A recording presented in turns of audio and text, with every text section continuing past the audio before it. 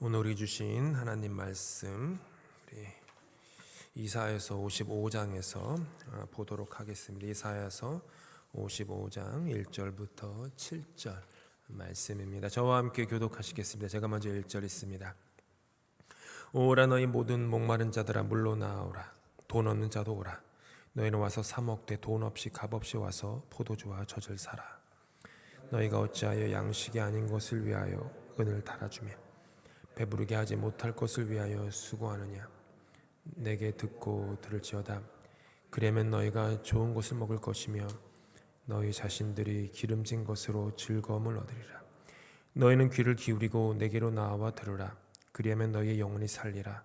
내가 너희를 위하여 영원한 언약을 맺으리니 곧 다윗에게 허락한 약 확실한 은혜이니라.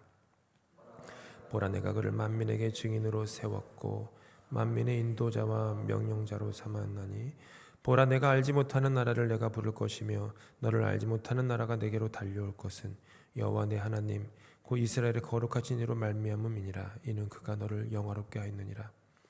너희는 여호와를 만날 만한 때에 찾으라. 가까이 계실 때에 그를 부르라. 함께 있습니다. 악인은 그의 길을, 불의한 자는 그의 생각을 버리고 여호와께로 돌아오라. 그러면 그가 긍휼히 여기시리라. 우리 하나님께로 돌아오라. 그가 너그럽게 용서하시리라. 아멘.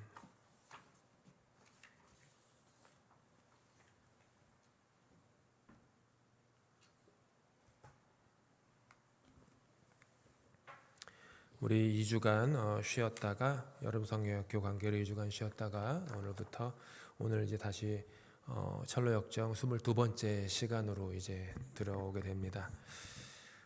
오늘은 제목은 보고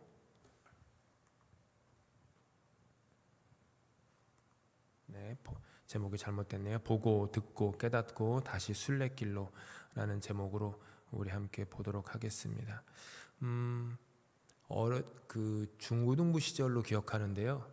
그 제가 또 감명 깊게 읽은 신앙서적이 여러 개 있는데 작가 이름이 지금 약간 가물가물한데 아마도 로버트 멍어로 기억합니다. 내 마음 그리스도의 집이라는 책이 있었습니다.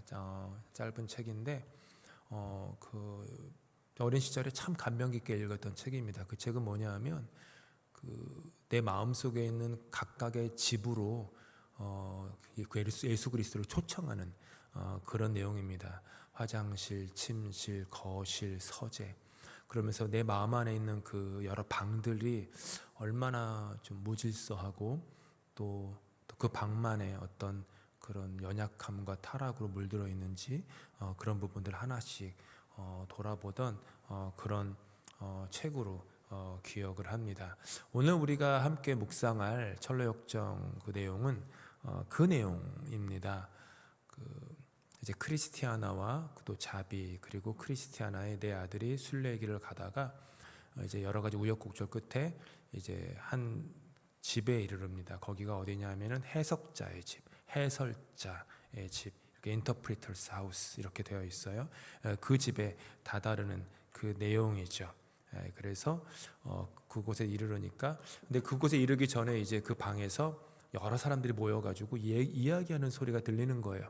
크리스티아나가 듣다 보니까 자기 얘기를 하는 거예요. 뭐냐면은 그 예전에 몇 달 전에 이곳을 지나갔던 이 집을 지나갔던 크리스찬 기억나? 이러면서 서로 얘기를 하면서 그 크리스찬이 아픔 가운데 남겨둔 그 아내와 자녀들이 순례길을 떠났다라는 소식을 들었어 하면서 다들 이렇게 기쁘게 그 얘기를 하는 거예요. 그래서 문을 열고 똑똑똑 두드리고 문을 드니까 누구시오 하니까 크리스티아나입니다. 그러니까 사람들이 다 기뻐하는 거죠. 그래가지고 크리스티아나가 제가 그 여인입니다.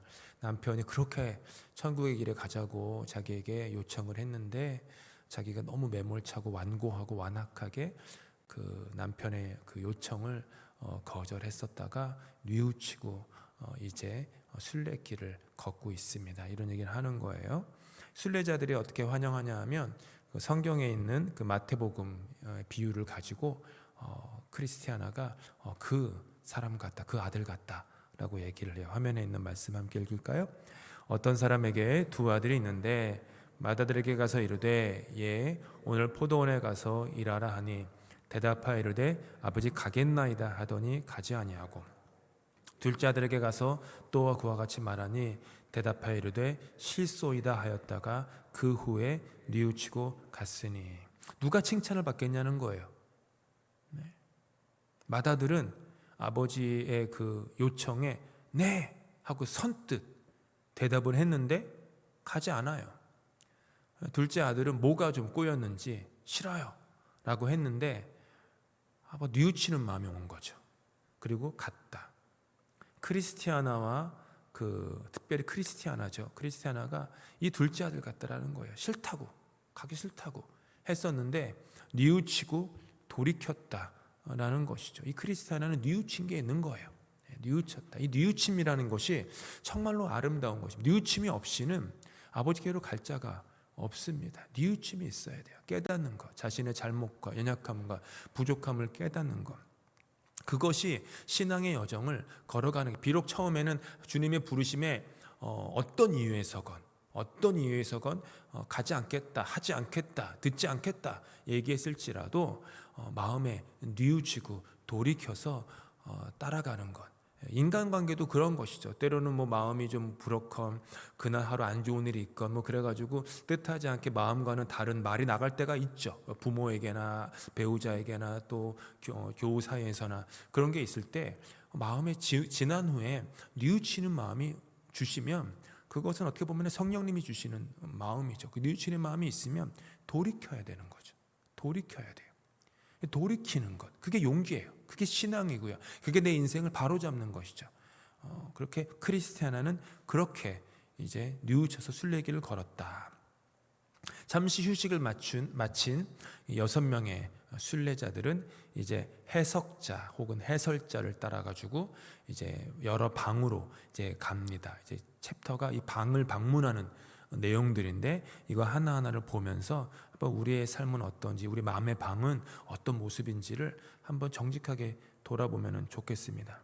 한 방에 들어가니까 손에 걸음 갈퀴를 들고 있는 사람이 있는 거예요. 근데 이 사람이 뭘 하고 있냐면 바닥만 내려다보는 거예요. 바닥만 내려다보고 갈퀴를 들고 있는 거예요.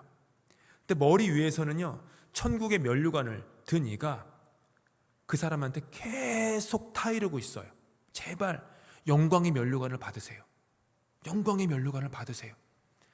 라고 이렇게 천국 면류관을 든 이가 얘기를 하는데 이 사람은 걸음 갈퀴를 들고 땅만 바라보는 거예요. 위에서 들려오는 부르심에는 콧방귀도 뀌지 않는 거죠. 바닥에 쌓인 게 뭐예요? 집과 잣나무까지, 그리고 먼지만을 미친 듯이 긁어 모으는 거예요. 계속 한번 상상해 보세요. 그 갈고리로 계속 고작 집과 잣나무까지와 먼지 막 긁고 있고, 이 사람 위에는 천국의 면류관을 드니까 제발 영광의 면류관을 받으라고 외치고 있는 거예요. 이 모습은 탐욕의 눈이 먼 사람이 아니라 세상의 사람들의 모습이라는 거죠. 우리도 어쩌면 그럴지 몰라요. 천국이 아니라 지금 눈에 보이는 것만 중요시 여기는 거죠. 땅만 내려다보면서 사는 거예요.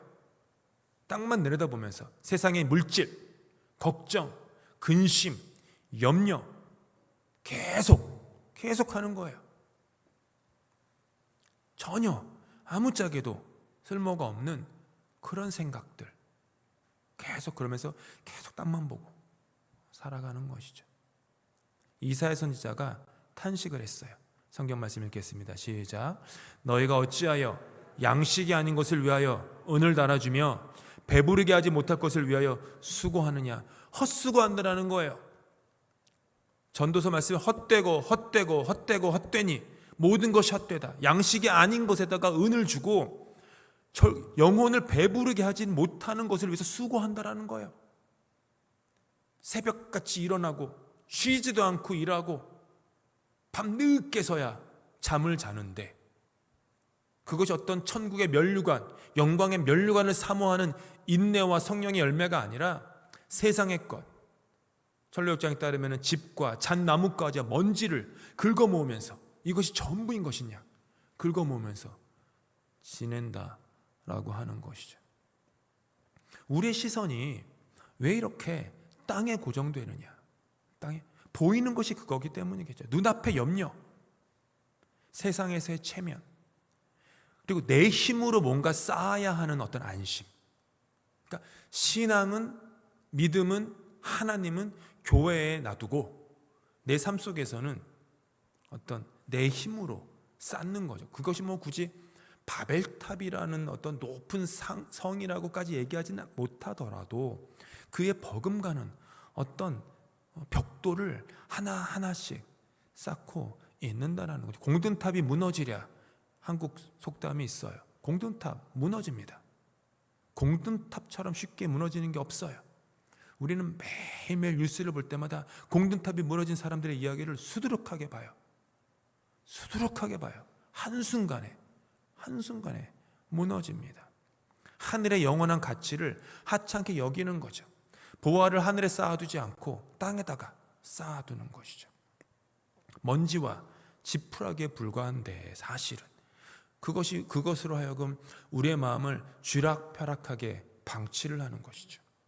끝없이 하나님으로부터 멀어지고 우리 머리 위에 천사가 영광의 면류관을 손에 쥐고 내 영광의 면류관을 받을게 라고 말만 하면 씌워줄 준비를 하고 있는데 그럼에도 불구하고 그것은 아랑곳하지 않고 세상의 것만 계속해서 긁어모으는 우리들의 모습.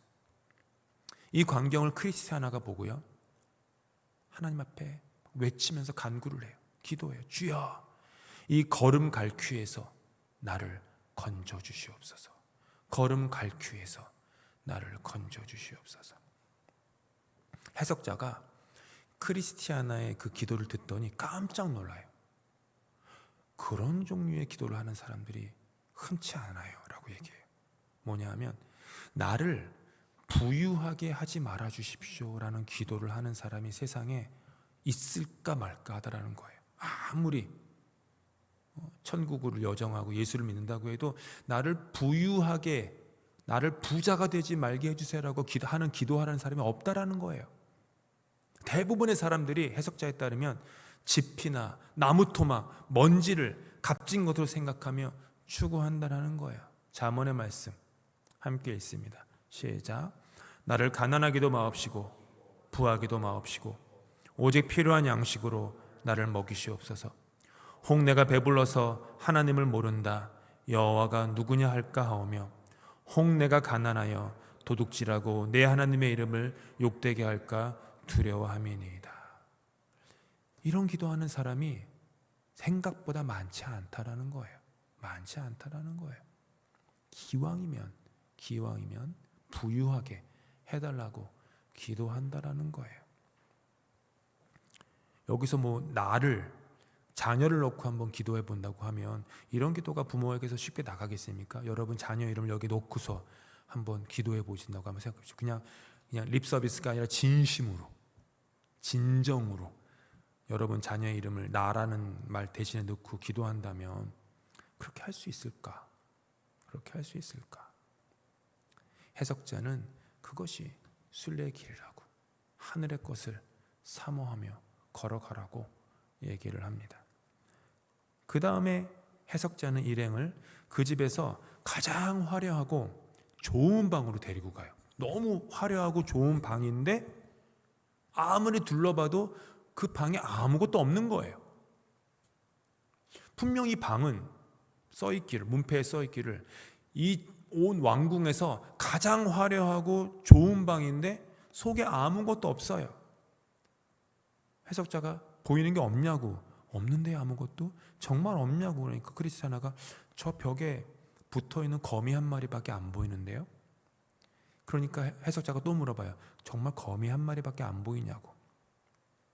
크리스티아나가 좀 이해가 빠른, 성령의 감동으로 이해가 빨랐던 것 같아요. 갑자기 눈에 눈물이 고이는 거예요.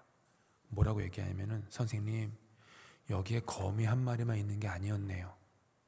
저 거미보다 훨씬 더 치명적인 독거미들이 지금 여기 있습니다. 뭐예요? 자신들의 완악하고 연약한 본성을 두고 말하는 거예요.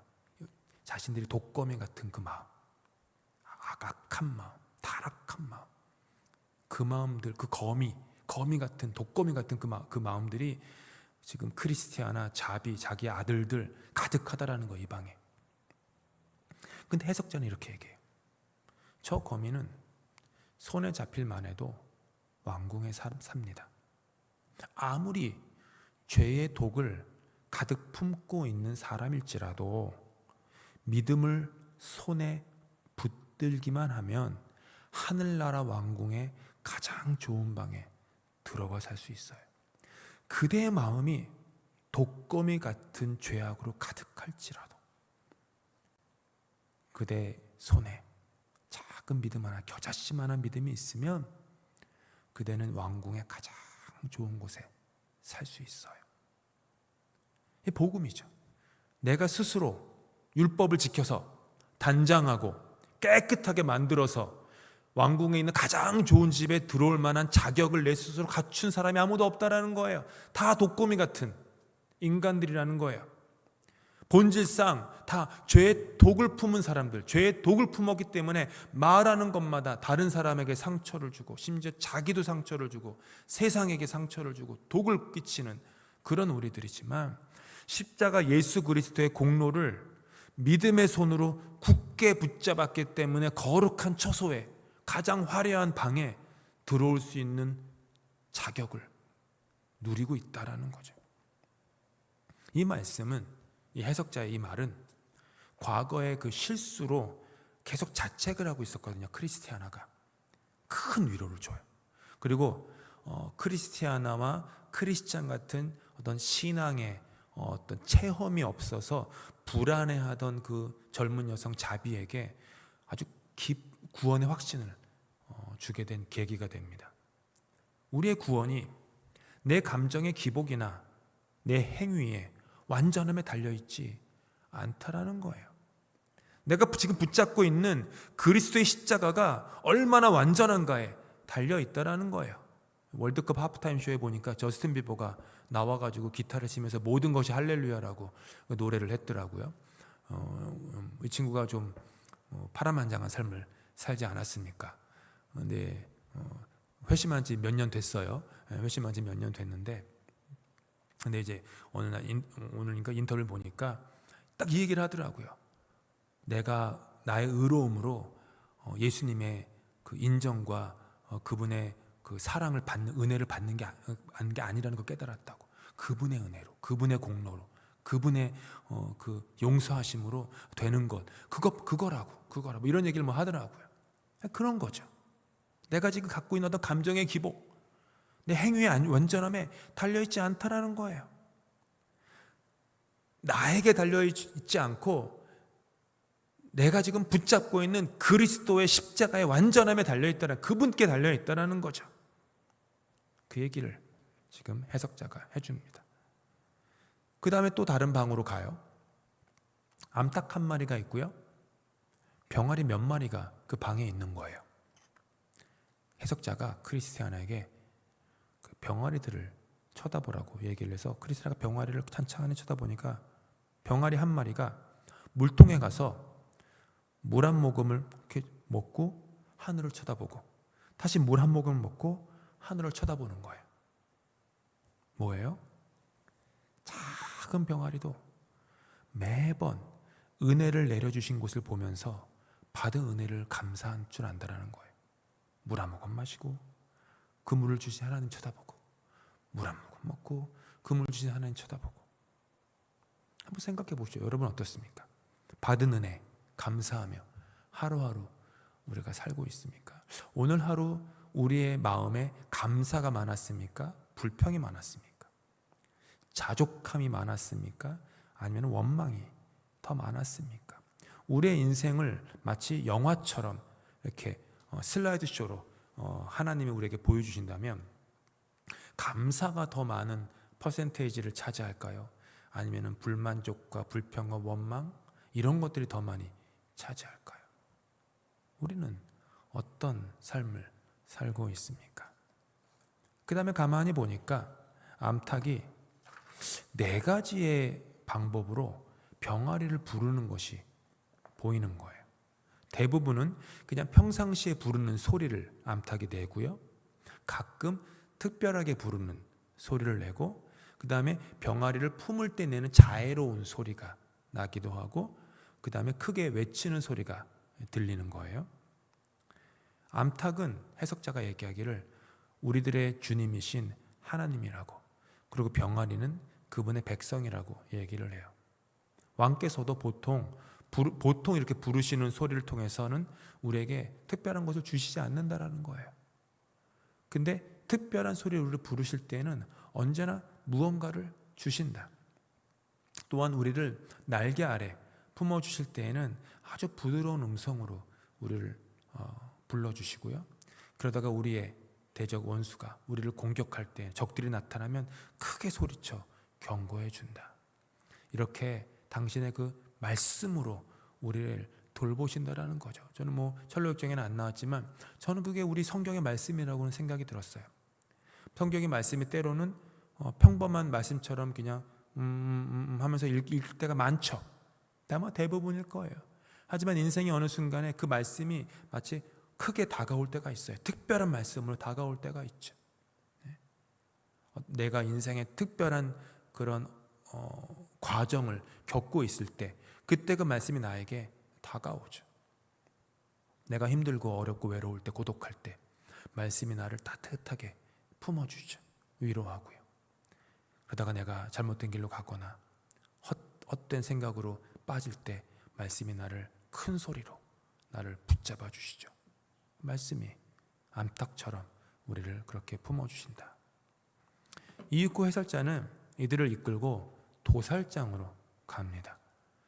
도살자가 양을 잡고 있어요. 양은 조금도 버둥거리지 않고 묵묵히 죽임을 당하고 있는 거예요. 해석자는 크리스티아나에게, 그리고 순례자들에게 말해요.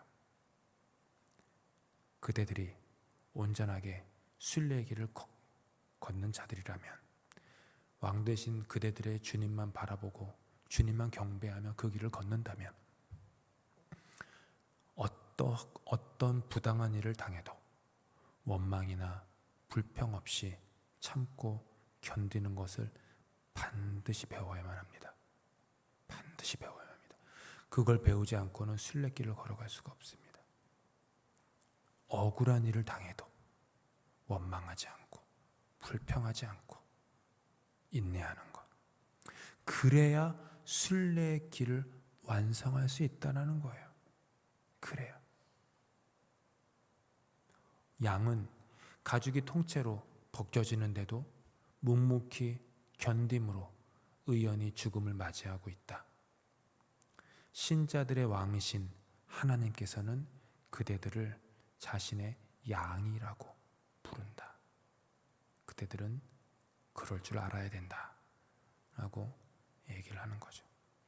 우리는 그래야 합니다. 모든 일이 그렇게 공평무사하게 흘러가는 게 세상이 아닙니다. 그렇죠? 하나님은 공의로운 하나님이시지, 공평하시다고 해야 되나? 하나님은 공의로우세요. 공평이야. 평등한 하나님은 아니에요. 성경은 하나님을 평등한 하나님을 얘기하지 않죠. 하지만 공의로우신 하나님, 정의로운 하나님, 원수 갚는 곳이 그분께 있다. 부당한 일을 당하고 억울한 일을 당하고 그 정도의 스케일은 아니더라도 내가 한 수고가 가려지고 보이지 않고 알려지지 않았을 때에도 원망하지 않고 불평하지 않고 낙심하지 않고 묵묵히 참고 견디는 것, 그것이 신자의 순례의 길의 완성이고 덕목인 것이죠.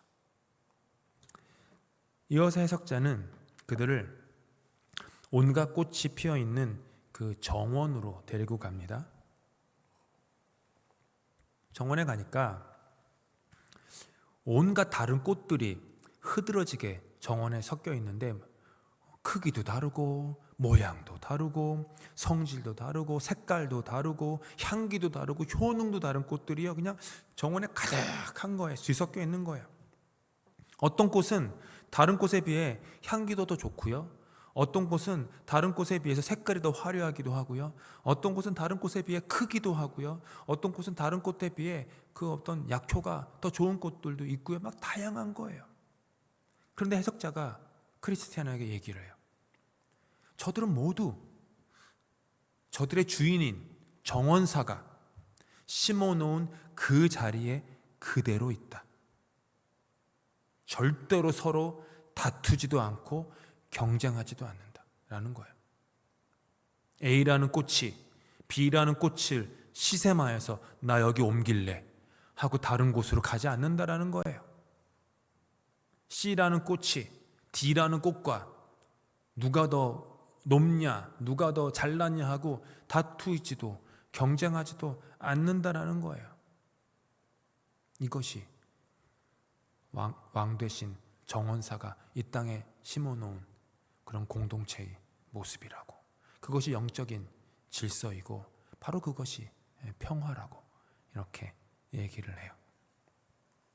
이어서 해석자는 밭으로 갑니다.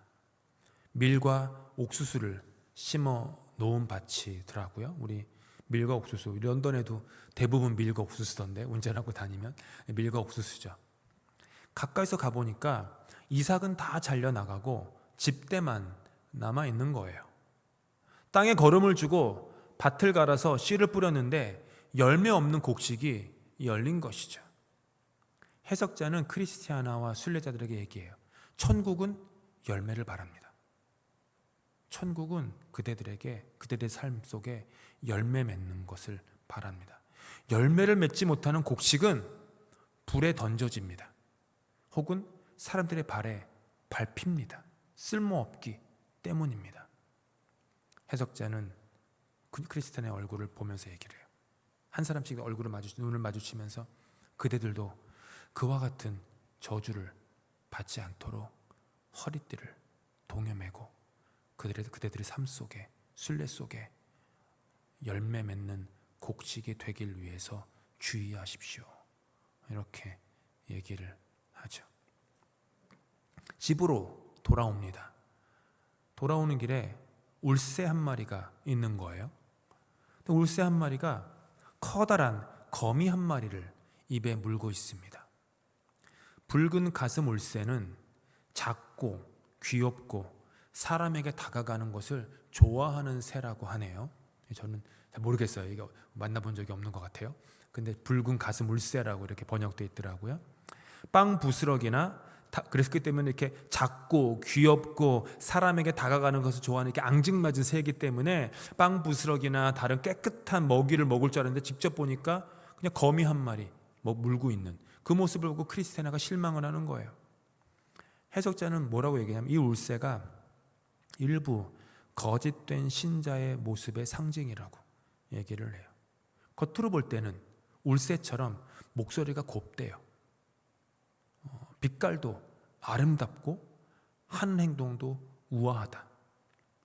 신실한 신자들을 사랑하는 것 같고 그들과 친밀하게 지내고 싶어하는 거 하며 선한 이의 빵 부스러기를 먹고 사는 것 같고 경건한 이들의 집인 교회에도 자주 들락날락 한다고.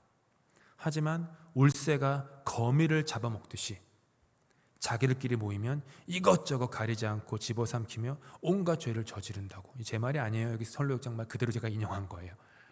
그런다고. 그러니까 겉으로는 그렇지만 속은 그렇지 않은 그런 모습들. 집으로 돌아왔는데 아직 저녁 준비가 되질 않았어요. 그래가지고 크리스티아나가 그동안 몇 군데 방을 돌아다니면서 깨달은 게 너무 많았던 것 같아요. 그래가지고 이 해석자에게 지혜의 말을 좀 더 해달라고 아직 밥이 준비 안 됐으니까 얘기를 해요. 그래서 이제 해석자가 몇 가지 지혜의 말을 크리스티안에게 전해줍니다. 그 중에 몇 가지가 뭐냐면 암퇴지는 살이 찔수록 진흙구덩이를 더 좋아하고 황소는 살이 찔수록 먼저 도살장에 끌려가듯이 정욕을 지닌 인간은 건강할수록 악에 더 빠진다고. 건강할수록 악에 더 빠진다고. 곱게 단장하려는 욕구를 하나님 보시기에 값진 것으로 단장하라고 이렇게 말해 주는 것이죠. 예전에 설교를 들었는데 우리 한 목사님이 그러시더라고요. 어떤 남자 집사님인지 장로님인지 중병에 걸려가지고 병원에 계시다가 정말로 간절히 기도하고 하셨나 봐요. 그래가 정말 기적적으로 그 암이 나셨대요. 그래서 암이 난 다음에 병원에서 암이 완치됐다는 얘기를 들은 다음에 가장 먼저 한 게 뭔지를 아세요? 자동차를 타고 멀리 시골을 내려가 그 자기와 바람 피는 여자를 만나러 갔다. 제일 처음 한 일이 그거였다. 그 사람에게는 건강이 저주라고. 육체의 건강이 저주였다고. 그런 얘기 실제로 그랬다라는 거예요. 그 아내분이 와가지고 목사님과 상담하면서 하신 얘기죠. 그런 거예요. 해석자는 또 뭐라 얘기하면은 하루나 이틀 정도 밤을 새우며 경계를 하는 것은 쉽습니다. 하지만 1년 내내 앉아서 깨어있기는 어렵듯이 끝까지 신앙을 지키는 것이 마땅하지만 어렵다고. 끝까지 신앙을 지키는 건 어려운 일이라고 얘기를 해요. 그 다음에 또 얘기하기를 친구를 잊는 사람은 그 친구에게 몹쓸 짓을 하는 건데 하나님을 잊는 자는 자기 자신에게 무자비한 짓을 하는 것이라고 지혜의 말을 전해줍니다.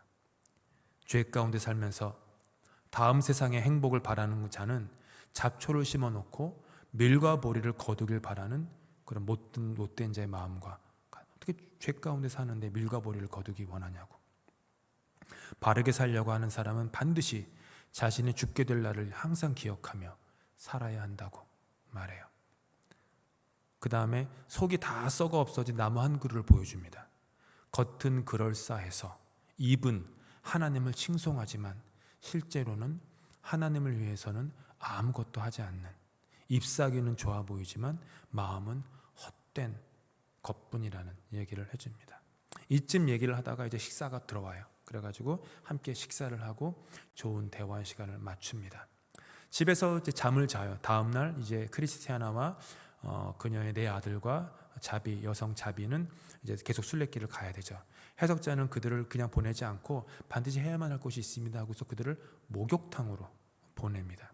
그러면서 순례 여행 중에 묻은 먼지와 때를 깨끗이 씻어야만 합니다 해요. 물로 몸을 씻고 나옵니다. 몸에 먼지만 떨어진 것이 아니라 관절이 부드러워지고 새 기운이 솟아났다라고 얘기를 해요. 해석자는 그들의 그 두 눈 사이에 6월절 어린 양의 구원을 상징하는 도장을 찍어주고 흰 옷, 즉 희고 깨끗한 세마포 옷을 입혀줌으로써 그들을 이제 보내는 것으로 챕터가 마무리하죠. 이렇게 옷을 입고 목욕탕 갔다가 나가는 모습 보면서 저는 무슨 생각이 들었냐면 이게 우리 런던 한교회 예배면 좋겠다라는 생각이, 이 주일 예배 때마다 목욕탕 이 자리에 와서 정말로 우리 삶 속에 묻은 때와 먼지를 말씀으로, 기도로, 찬양으로 씻고 거룩한 흰옷을 입고 이 예배당을 나가는 그런 목욕탕 같은 그런 예배.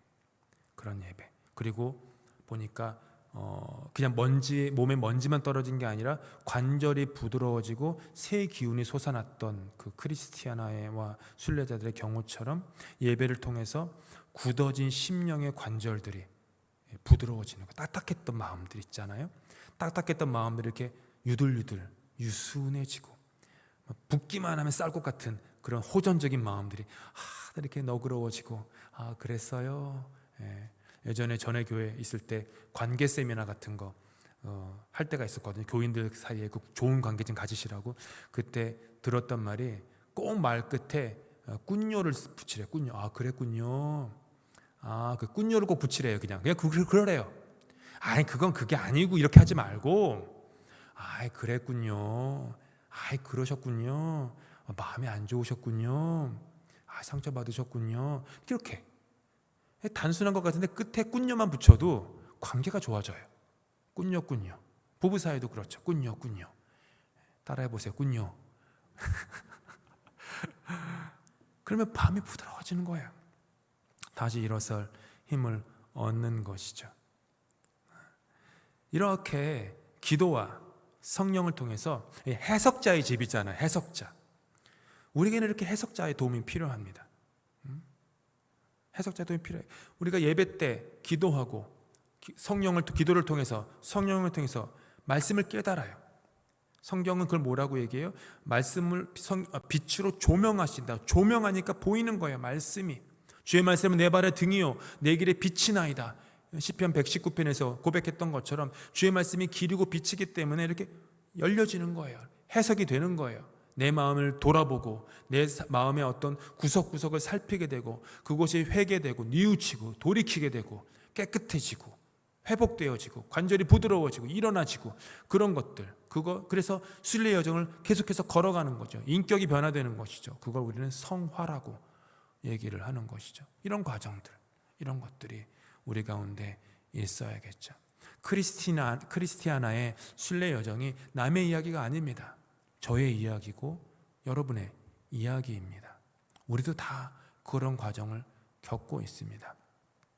이번 한 주간 또 생활하시면서 우리 마음의 방을 한번 돌아보시고 마음의 방이 어떤 모습인지, 그곳에 예수가 주인인지, 과연 그곳을 예수님을 주인 삼았는지, 아니면 예수님은 예수님 당신을 런던 한교회 본당에만 머물러 주시고요, 여기는 제 방이니까 들어오지 마세요, 노크하지도 마시고요, 이렇게 하지 마시고 이 방도 당신이 주인입니다, 저 방도 당신이 주인입니다, 이러면서 내 삶을 조금씩 주님께 맡겨놓을 수 있는 저 여러분 될 수 있으면 좋겠습니다. 함께 기도한 후에 우리 나의 영혼의 잠잠이 함께 찬양하는 시간 갖겠습니다. 함께 기도하겠습니다. 은혜와 긍휼이 풍성하신 하나님, 오늘도 철로 역정의 비유와 이사야 선지자의 목소리를 통해 우리 삶의 자리를 돌아보게 하시니 감사합니다. 우리가 어찌하여 배부르게 하지 못할 헛된 가치와 지푸라기와 땅의 먼지를 쥐기 위해 애써 왔었는지 돌아봅니다. 독거미처럼 죄의 독을 품은 연약한 우리지만 오직 그리스도의 십자가 은혜만을 의지하여 아버지 하나님의 왕궁으로 나아갑니다. 주님, 말씀의 물로 우리의 찢겨지고 찌든 영혼을 깨끗이 씻겨 주시옵소서. 굳어진 마음의 관절을 부드럽게 하여 주시옵소서. 주께서 입혀주신 희고 깨끗한 세마포 옷을 입고 다시 일어서게 하여 주시옵소서.